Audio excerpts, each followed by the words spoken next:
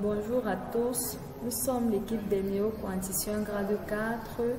Nous faisons partie des tuteurs qui vont vous encadrer tout au long de ce semestre. Et alors, nous avons pris l'initiative de vous aider à mieux comprendre le chapitre 0 en produisant des petites vidéos dans lesquelles nous expliquons les notions du chapitre en question.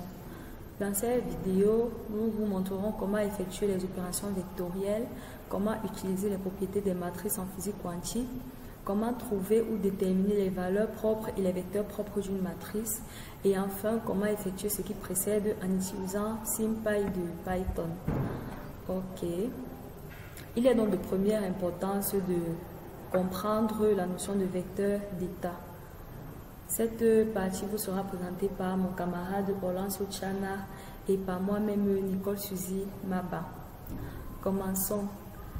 La notion de vecteur d'état est d'une grande importance en physique quantique, en ce sens qu'il permet de définir de manière complète l'état physique d'un système quantique. Définition.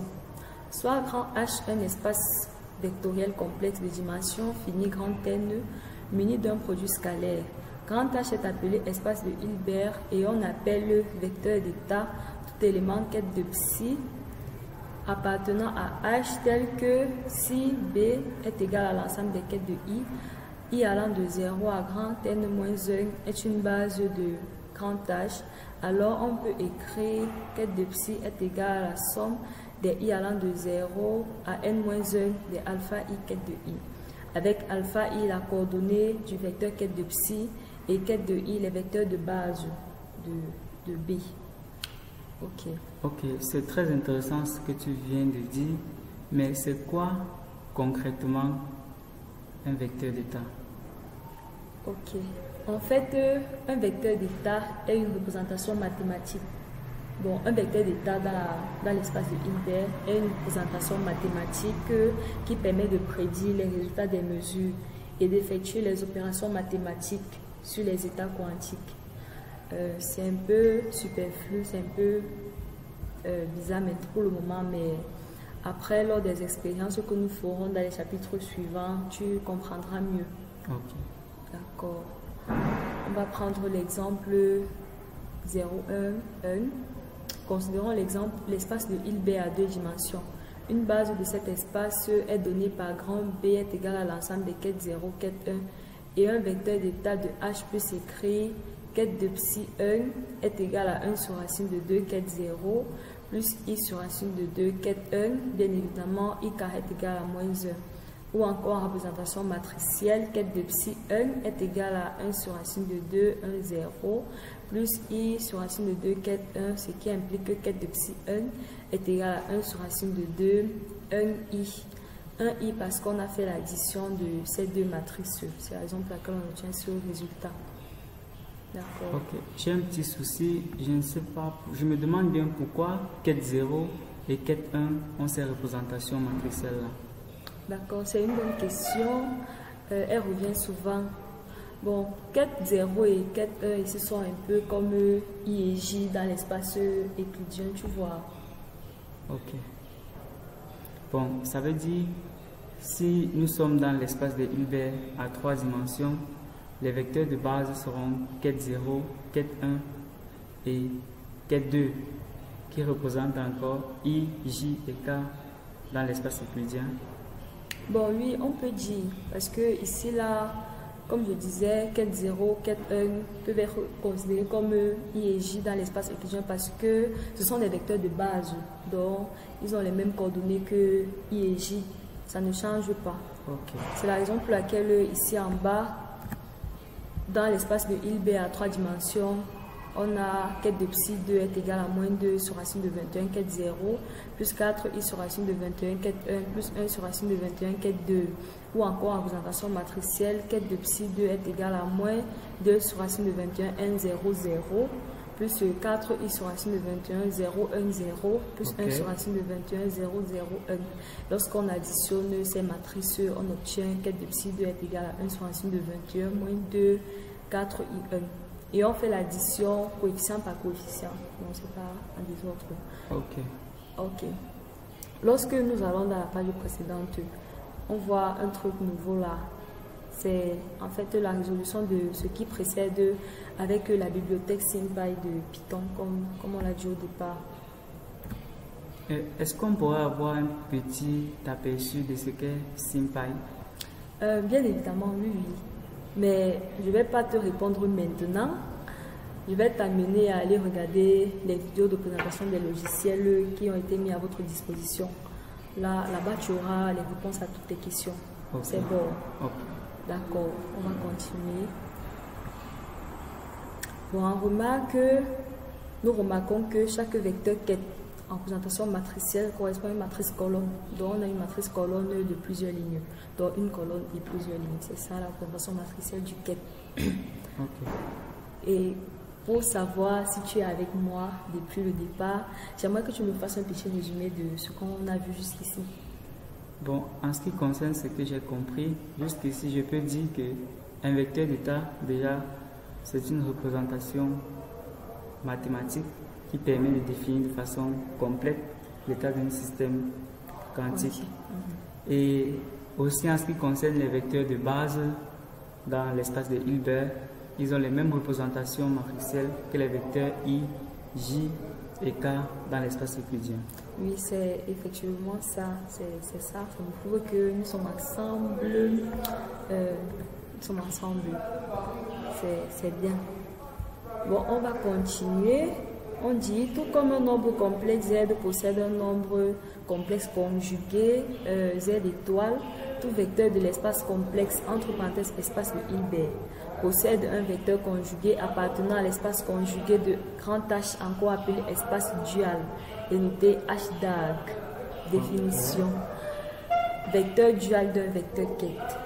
Soit grand H un espace de Hilbert.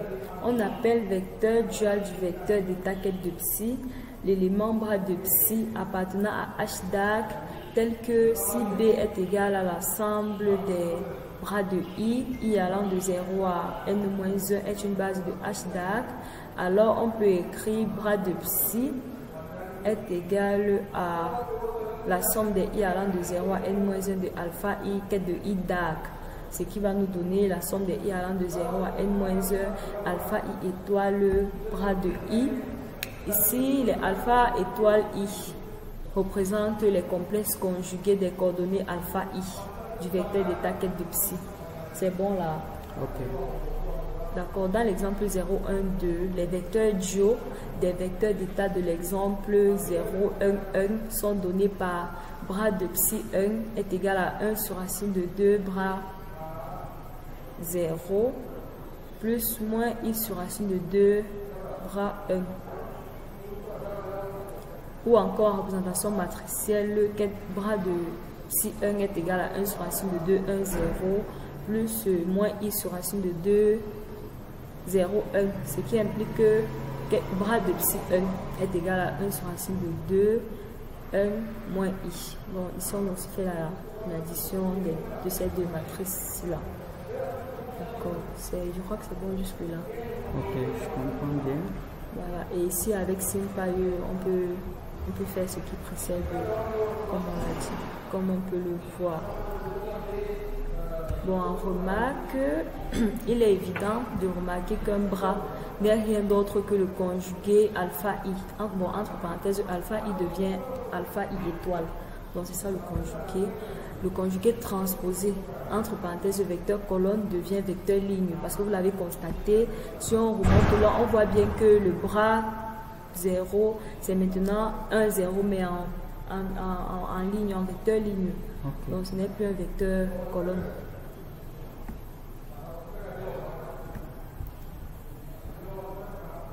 Oui, vecteur colonne devient vecteur ligne. Donc, et on a donc par définition, bras est égal à quête DAG, ce qui est égal par définition à ce que vous pouvez voir là.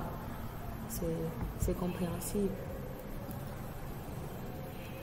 C'est bon jusque-là, on peut aller dans l'exercice. Bon, ok, on peut aller dans l'exercice jusqu'ici, ça va. D'accord. Exercice 1, 1, 1. Soit les vecteurs d'état suivants. Quête de psi 1 est égal à I sur 2, quête de 0, plus racine de 3 sur 2, quête de 1, Quête de psi 2 est égal à 1 plus i sur racine de 3, quête de 0, moins i sur racine de 3, quête de 1. Mettre sous forme matricielle ces vecteurs et retrouver les vecteurs duaux y associés sous forme vectorielle. Le vecteur dual de quête de psi 1 est quête de psi 1 est égal à i sur 2, 1, 0, plus sur racine de quoi sur 2. Ah non, là c'est la représentation matricielle de quête de psi 1 qu'on cherche avant de trouver le vecteur dual. Ok. Donc quête de psi 1 est égal à i sur 2, 1, 0, plus racine de croix sur 2, 0, 1. Ce qui implique que quête de psi 1 sera égal à 1 demi de i racine de 3. Maintenant, tu peux m'expliquer comment on fait pour trouver le vecteur dual de quête de psi 1?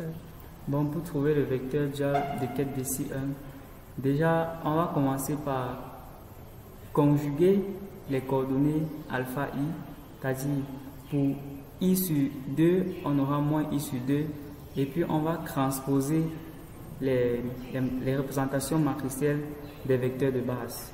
D'accord, c'est exactement ça. Très bien. On va continuer et vous pouvez voir, il a trouvé, voilà, c'est ça.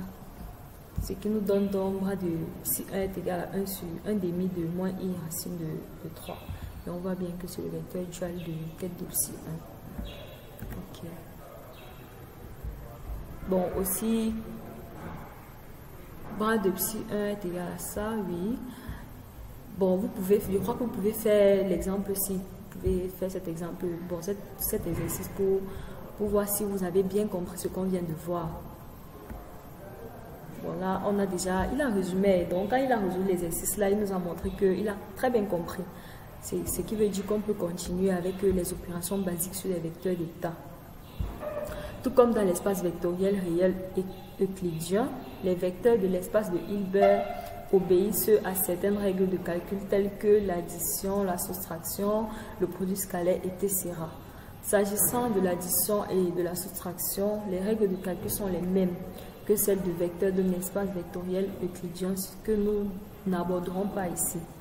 Soit deux vecteurs, quête de psi et quête de phi, d'un espace de Hilbert grand H. On appelle produit scalaire des vecteurs quête de psi et quête de phi le nombre complexe bras de psi quête de phi, tel que bras de psi quête de phi est égal à la somme des j allant de 0 à n-1 de alpha étoile j bras de j fois la somme des i allant de 0 à n-1 de alpha i quête de i, ce qui nous donne la somme sur ij de alpha étoile j alpha i bras de j quête de i. Ici c'est le produit scalaire entre j et i. Donc c'est ça qui nous donne la somme de sur ij de alpha étoile j alpha i delta ij. Où nous avons introduit le symbole delta ij défini par delta ij est égal à 0 si i est différent de j et 1 si i est égal à j. On retrouve de manière évidente que quête de psi bras de psi quête de phi est égal à la somme sur i de alpha étoile i alpha i bras de i quête de i. Bon, bras de psi quête de psi, ok. Ce qui est égal à la somme sur i de la norme de alpha i au carré. Bon, c'est compris, non? Puis c'est compris. Ça veut dire que, si je comprends bien, pour calculer le produit scalaire entre deux vecteurs d'état, il faut juste faire une somme de leurs coordonnées, des normes de leurs coordonnées au carré. Bon, oui, tu as trop vite compris, c'est ça en fait. Et ici, on se rend compte que le produit scalaire entre i et i nous a donné 1. Comme on a vu ici avec delta i, on a vu que si i est égal à j, on a 1. Donc c'est pour ça que lorsqu'on a pris le produit scalaire entre psi et lui-même, on a obtenu le produit scalaire entre ses vecteurs de base est égal à 1, si i est ici. Ok, ce qui nous permet d'introduire la notion de norme d'un vecteur d'état. La norme d'un vecteur d'état, soit quête de psi, un vecteur de l'espace des états, on appelle norme du vecteur quête de psi noté, voilà sa notation, la racine carrée de son produit scalaire avec lui-même. Voilà, c'est ce qu'il vient de dire, donc la racine carrée de son produit scalaire avec lui-même. Et on a norme de quête de psi est égale à la racine de produit scalaire entre quête de psi et lui-même, ce qui nous donne la racine carrée de la somme sur i de alpha i au carré. Donc, je crois qu'on a terminé avec notre présentation. Ok. Pas de questions? Non, ça va. D'accord, tout a été compris. Tout a été très bien compris. Ok, merci de regarder la vidéo. On espère qu'on a résolu la totalité de vos préoccupations sur cette partie. Et rendez-vous dans les prochaines vidéos. Bye bye.